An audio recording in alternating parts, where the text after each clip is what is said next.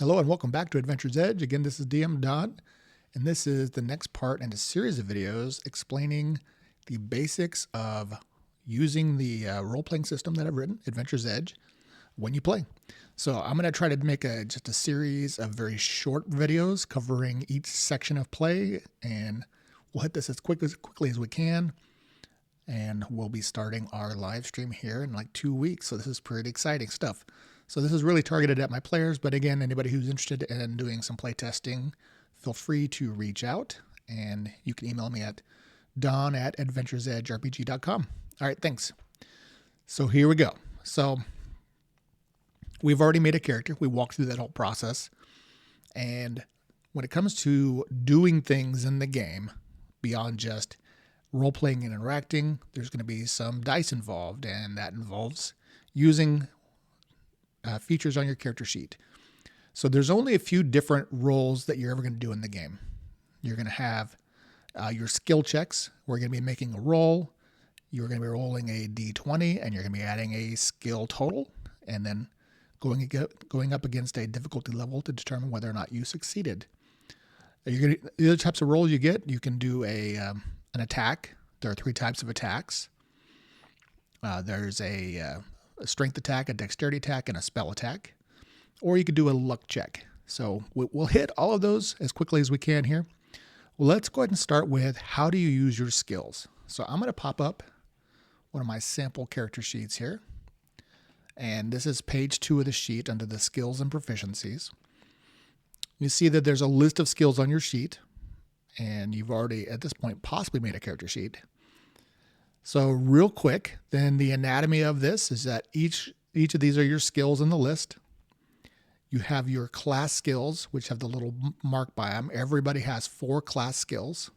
That just means all that does for you is it gives you starting additional ranks. Beyond that, nothing else. So those are always going to be potentially your highest skills in the game. All right, so each skill has 2 stats, which give you modifiers. So like if we're looking at athletics, you can see athletics is SD. That means athletics is modified by strength and dexterity.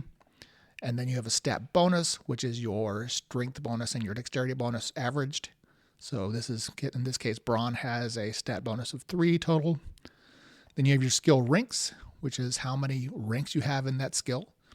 You can only get 1 per level, except for at first level, if you have a class that has one of these 4 class skills, they start with 5. So Braun as an armsman, and he starts with 5 ranks in athletics, plus he got a rank from his background. So he has 6 ranks, and then 9. So this is getting pretty close to like the highest possible first level ability you can get, unless you have something like where you have some higher stats. So let's just say Braun wants to use his athletic skill. Maybe he wants to leap across a hole, right?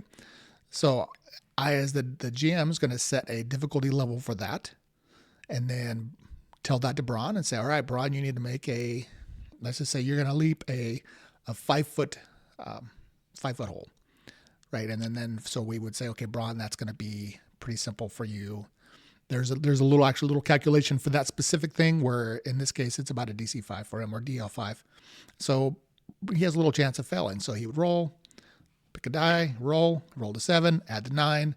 That's 16. Perfect. Great. Now maybe he wants to do something more difficult. Maybe he wants to leap a 10-foot crevice. Well, now that gets a lot more difficult. Now we're talking about like a DC or DL 15. So Braun is still very athletic. So then he would just make another roll. Roll to 10, plus 9, 19. He got it. So that's pretty straightforward. That's how you do just about everything in the game. But let's talk about Edge, and let's talk about proficiencies.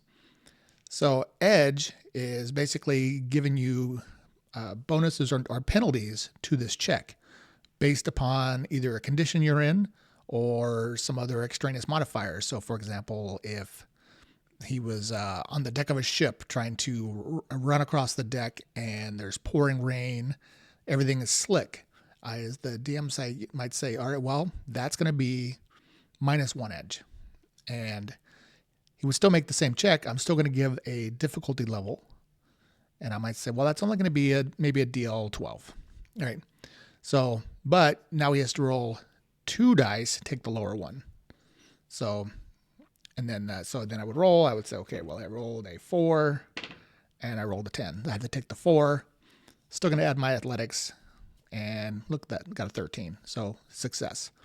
So that's how you use your edge. So, and you can apply any number of edge to a roll situationally. Now, there's probably not a lot of cases where you're going to get -3 or 4 edge or +3 or 4 edge, but there are no limits to it. So if a weird situation did come up, that could happen. Okay, so let's talk about proficiencies. Every skill has, on average, about 10 to 12 different proficiencies.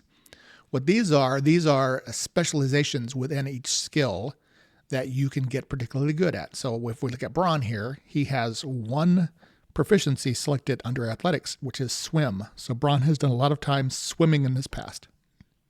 So if he's attempting to do a swim check, maybe he falls off that ship and he needs to swim over to a life raft. Well, I might set a difficulty level 15 to do that because the storm's raging and all that. But he has a bonus edge because he has the swim proficiency. He's a good swimmer. So not only does he have a high skill total, he gets to roll twice, take the higher value of that, and then add his skill check. So that's what proficiencies do for you in most cases. Now, there are some proficiencies that give you some extraneous bonuses elsewhere, and there's some proficiencies that just negate a penalty. And I'll hit those real quick just to call them out. For example, in combat, anybody can just pick up a weapon and try to use it. But if you look at combat here, you see Braun has skills in one-handed blades, two-handed blades, pole arms. He knows how to use armor. He knows how to use bows. So these proficiencies are actually canceling out negatives. So if he were to pick up an axe and go to attack somebody with an axe that he hasn't trained in axes, by default, all weapons that you're not trained in put you at -1 edge. So if Braun to try to pick up that axe, he's still going to add his attack bonus, and that's not your skill total for combat. He would add his strength attack, but he would be rolling at -1 edge. But if he was doing one-handed blades, like his longsword, then that cancels out that, and then he's just making a straight attack roll. So this is a case where you have a natural starting penalty, and the proficiency negates that.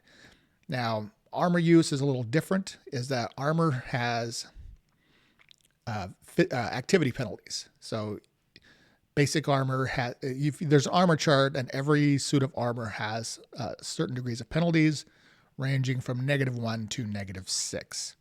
So armor use, the first one represents training in basic armors, which is kind of your lighter armors. And it allows you to negate penalties up to -3. Advanced armor allows you to negate all penalties. So somebody wearing advanced armor and putting on a plate cuirass would not be at activity penalties for doing that. But somebody without armor use of any type could be put at -6 to everything. So the way the game works is you can try anything. Anybody can get suited up with a suit of armor. There's nothing physically stopping you from doing that.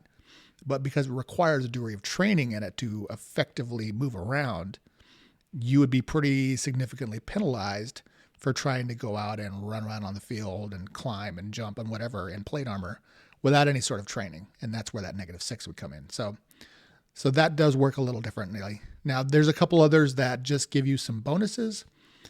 There's like poison resistance here. And you've got actually 2 degrees of poison resistance, which basically allows you to kind of train up your ability to resist poisons. And then whenever you get attacked by poison, that actually adds to your total resistance. So you don't ever actually roll, or you don't ever make a poison resistance roll, but it does add, this one is +3 and this one is another +3. So you can get a total of +6 to your resistances. Similar to resilience, this actually gives you more hit points. And then down under spellcraft, you've got Reservoir, which actually builds up your magic points. So there's a couple, again, a couple that work a little differently from the rest, but by and large, the majority of them work the same. You're rolling, and if you've got a proficiency, then you get to roll with a bonus edge. Now, the one other thing I would point out, if you go to roll something and you do not have skill ranks, so let's say Braun, who has no ranks in arcane knowledge, is facing off with a magic beast he's never seen. And he's like, well, do I know anything about this? I'd say, well, make a check, because you can make a check on anything. And that actually should be a 1.